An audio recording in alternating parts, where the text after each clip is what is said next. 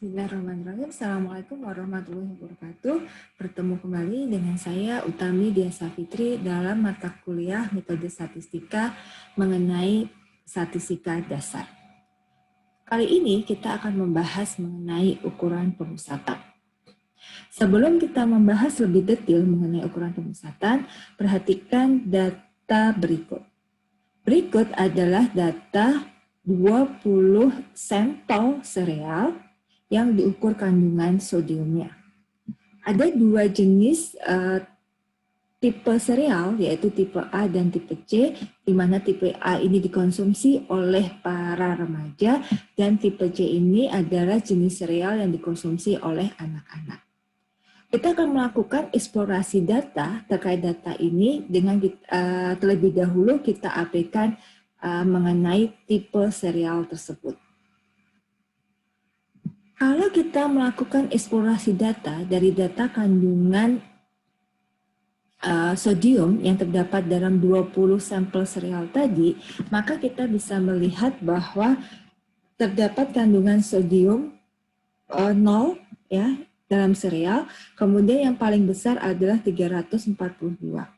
Paling banyak ya terdapat 9 sereal yang mempunyai kandungan antara 208 sampai 284. Kita lihat bagaimana bentuk sebarannya, kemudian kita juga tahu bagaimana puncak dari data yang kita punya. Ya. Kalau kita menggunakan eksplorasi data dengan menggunakan STEAM and LEAF, minggu lalu kita sudah mempelajari ini adalah di sini jumlah N-nya adalah 20 gitu ya.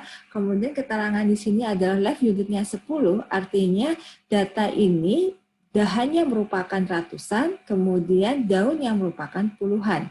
Sehingga jika kita membaca data ini adalah data 0, yang ini adalah 50, ini adalah 70, ini adalah 100, ini adalah 130, dan ini adalah 140, dan seterusnya. Ya, dengan menggunakan eksplorasi dengan menggunakan daun-daun, kita bisa melihat distribusi data aslinya dari yang terkecil sampai yang terbesar, kemudian bagaimana paling banyak kandungan sodium di dalam sereal tersebut. Ya, kita masih bisa melihat distribusi data aslinya. Kemudian, kalau kita eksplorasi data dengan dot plot, ya, kita juga bisa melihat bahwa sebaran datanya cukup variasi dari 0 sampai 340, kemudian di sekitar data ini ya akan mengumpul di sekitar antara 150 sampai 200. Pertanyaan dari ketiga gambar tersebut, kita akan bertanya di mana center dan seberapa besar penyebaran datanya. Nah, untuk itu kita akan membahas statistik apa saja yang termasuk di dalam ukuran pemusatan. Yang pertama, kita akan membahas modus. Ya, pengertian modus adalah nilai pengamatan yang paling sering muncul. Kemudian kita akan mengenal median adalah pengamatan yang di tengah-tengah dari data yang terurut. Kemudian kita mengenal kata kuartil, yaitu nilai-nilai yang membagi data terurut menjadi 4 bagian yang sama. Kemudian yang terakhir kita akan membahas mengenai mean atau rataan yang merupakan pusat massa sentroid sehingga simpangan kiri dan simpangan kanan sama besar. Ya. Pertama, kita akan membahas mengenai modus. Ya, dalam bahasa Inggris disebut dengan mode. Merupakan nilai pengamatan yang paling sering muncul. Ya, dalam satu gugus data dapat mengandung lebih dari satu modus. Dapat digunakan untuk semua jenis data, tapi paling banyak digunakan untuk data kategorik atau data diskret dengan hanya sedikit nilai yang mungkin muncul. Perhatikan kalau saya punya bola dengan berbagai macam warna, maka modusnya itu adalah bola berwarna hijau. Kenapa? Karena bola berwarna hijau ada banyak 4, sedangkan bola yang berwarna biru ada 3 dan berwarna merah ada 3. Sehingga modusnya adalah 4. Ya, kembali ke data kita tadi terkait dengan sereal sodium, ya, maka modus data kita itu adalah 180 dan 200. Kenapa? Karena 180 dan 200 masing-masing muncul 3 kali. Lebih banyak dibandingkan dengan nilai-nilai lain yang muncul. Ya. Oke. Berikutnya kita akan membahas mengenai median. Apa itu median? Kata kunci dari median adalah pengamatan yang di tengah-tengah dari data yang terurut. Nama lainnya adalah persentil ke-50 atau disebut juga dengan kuartil 2 atau Q2. Ya, digunakan untuk menggambarkan lokasi data numerik. Jadi median hanya bisa digunakan untuk tipe data yang numerik. Nah, dalam median ini dia punya sifat khusus bahwa dia kekar atau robust terhadap adanya pencilan. Apa yang dimaksud kekar atau robust nanti akan saya sampaikan pada slide berikutnya.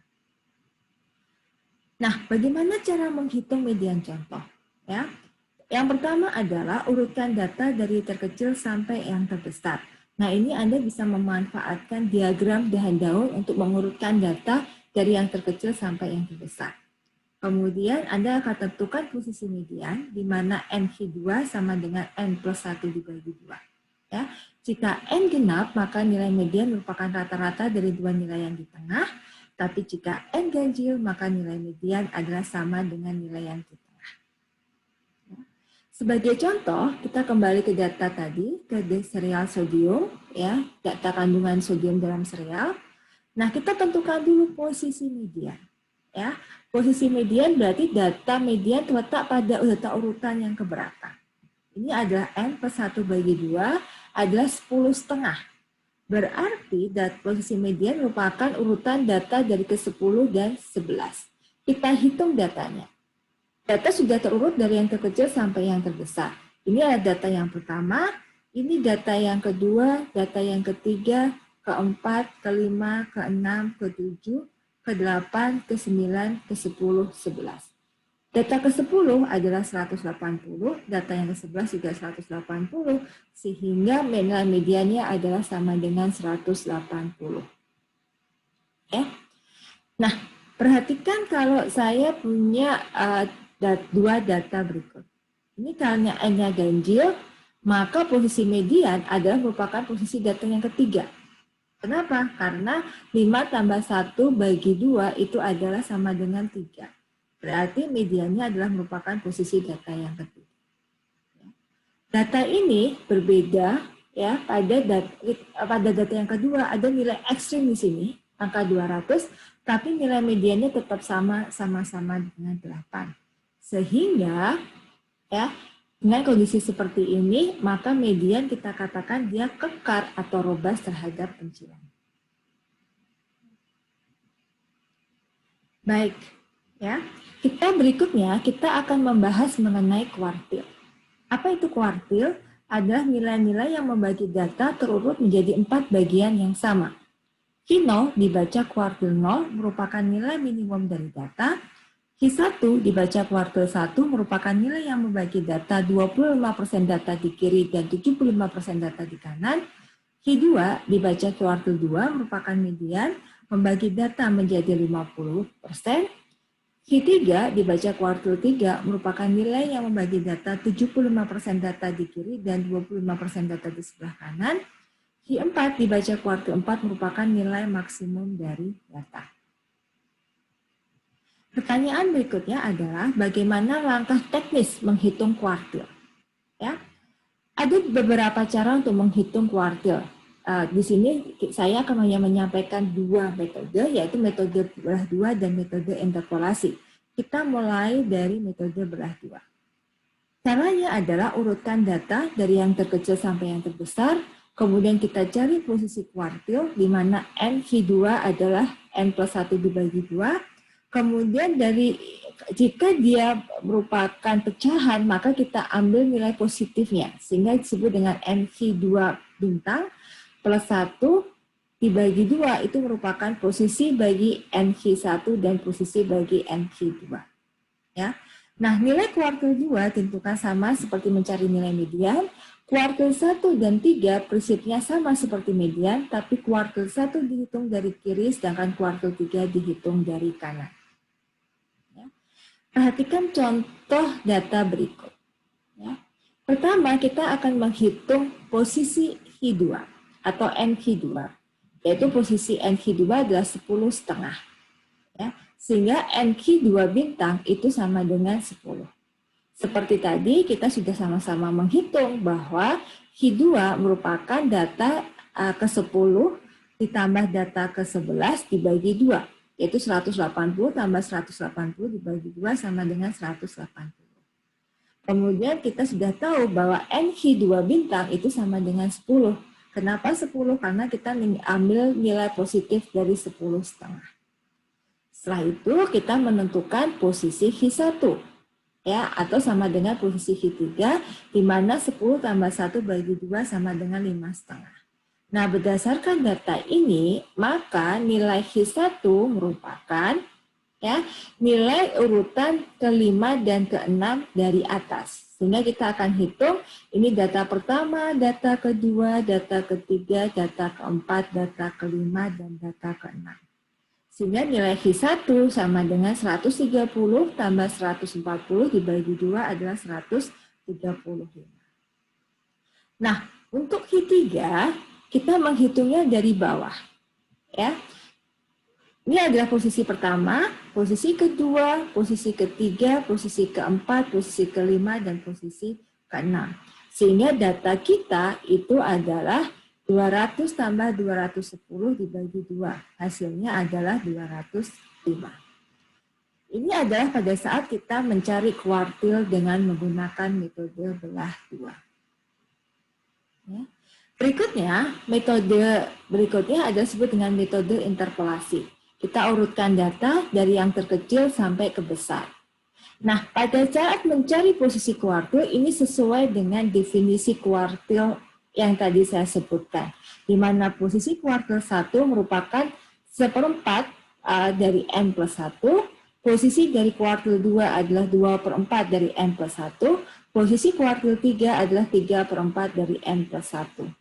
Sehingga kemudian nilai masing-masing kuartil dihitung dari kita ambil bilangan bulatnya ditambah fraksi dari pecahan yang kita peroleh dari posisi pada saat perhitungan posisi baik H1, H2 maupun H3. Ya. Nah, perhatikan contoh berikut ya, untuk posisi H1 ya, NH1 sama dengan 1/4, N plus 1 sama dengan 1/4, 20 plus 1 adalah 5,25.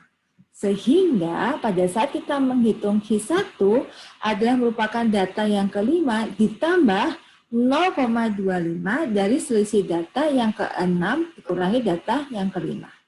Jadi 130 tambah 0,25 dikalikan 140 dikurangi 130, hasilnya adalah 132,5.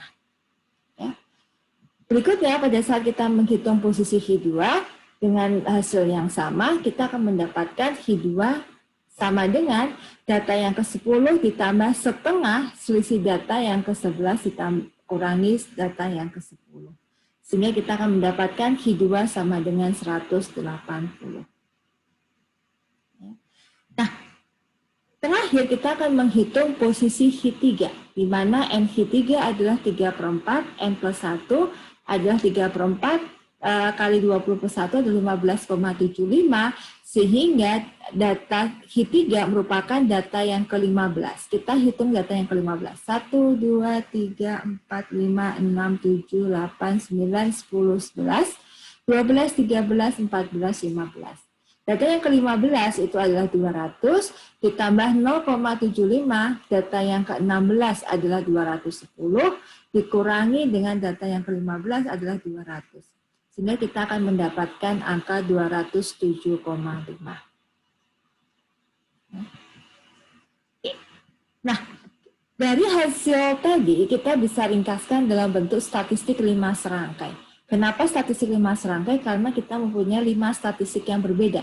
H0, H1, H2, H3, H4. Berdasarkan metode belah 2, kita akan memperoleh nilai H1-nya adalah 135 dan nilai H3-nya adalah 205. Sedangkan statistik yang lain adalah sama dengan yang kita hasilkan dengan metode interpolasi. Dalam metode interpolasi, kita peroleh H1-nya adalah 132,5, kemudian H3-nya adalah 207,5. Ya, metode yang berbeda bisa jadi akan menghasilkan hasil yang berbeda. Tapi yang terpenting adalah interpretasi dari nilai-nilai tersebut. Karena kalau kita lihat perbedaannya tidak terlalu jauh. Ya. Q1 bermakna adalah data yang membagi di sebelah kirinya adalah 25% data, di sebelah kanannya adalah 75% data. Q3 bermakna adalah angka yang membagi, ya, di sebelah kirinya adalah 75% data, dan di sebelah kanannya adalah 25% data. Sedangkan Q2 bermakna bahwa angka ini membagi data menjadi 50% di sebelah kiri dan 50% di sebelah kanan. Oke, baik, kita akan membahas statistik yang terakhir, ya, ukuran pemusatan yang terakhir, yaitu kita sebut dengan mean, atau kita terjemahkan dalam bahasa Indonesia adalah rataan. Merupakan pusat massa atau sentroid. Ya, jika menggambarkan populasi, dituliskan sebagai mu, atau huruf merahnya adalah mu. Jika menggambarkan contoh, dituliskan sebagai X bar, disebut dengan X bar. Digunakan untuk tipe data numerik. Ya, jadi rataan itu hanya bisa kita hitung untuk tipe data numerik. Tidak bisa digunakan untuk tipe data yang bersifat kategorik. Ya. Nah, salah satu kelemahan dari rataan itu adalah dia resisten terhadap pencilan. Nanti saya akan jelaskan apa yang dimaksud dengan resisten terhadap pencilan. Nah, bagaimana cara menghitung mean ini? Ya, ada berbagai macam mean. Kita akan mulai dari arithmetic mean. Ya, the arithmetic mean biasanya hanya disebut dengan mean saja. Is the most common measure of central tendency, merupakan ukuran yang paling umum digunakan dalam ukuran pemusatan. Untuk populasi, ya, dari berukuran N besar, jadi N besar itu adalah ukuran populasi, sedangkan N kecil adalah ukuran contoh, maka mu rataan ini adalah merupakan penjumlahan dari semua data populasi tersebut dibagi dengan banyaknya data.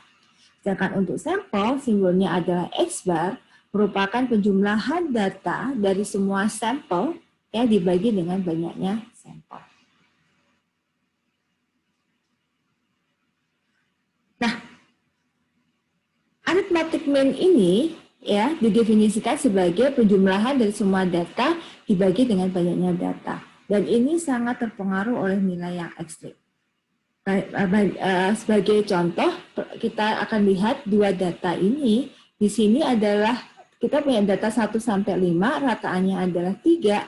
Kita punya distribusi data 1, 2, 3, 4, dan 10, rataannya adalah 10. Ya, sehingga tadi mean dikatakan dia resisten terhadap adanya pencilan atau outlier. Nah, kembali ke data kita mengenai serial sodium tadi, ya, maka karena kita anggap ini adalah data contoh, maka X bar ini, ya, X bar ini adalah 3.340 dibagi 20, hasilnya adalah 167. Jadi rataan kandungan sodium di dalam sereal adalah sebesar 167. Ya. Mohon perhatikan bahwa di dalam output Minitab, walaupun di situ N sama dengan 20, tapi N sama dengan 20 ini lebih mengacu terhadap berapa banyaknya data yang ada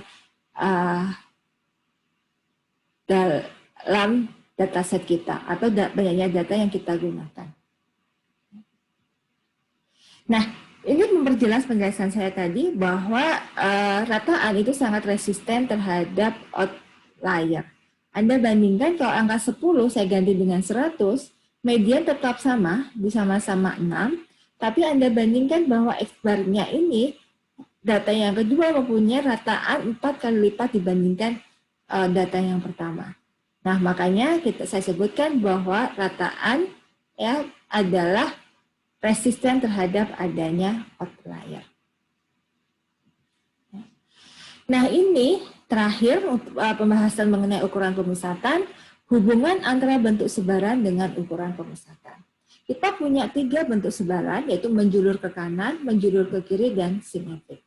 Untuk menjulur ke kanan, ya, nilai modus itu akan lebih kecil dibandingkan nilai median, dan nilai median akan lebih kecil dari nilai rataan. Sedangkan kalau dia menjulur ke kiri, ya, menjulur ke kiri, maka nilai rataan itu akan lebih kecil dari nilai median, dan nilai median akan lebih kecil dari nilai modusnya.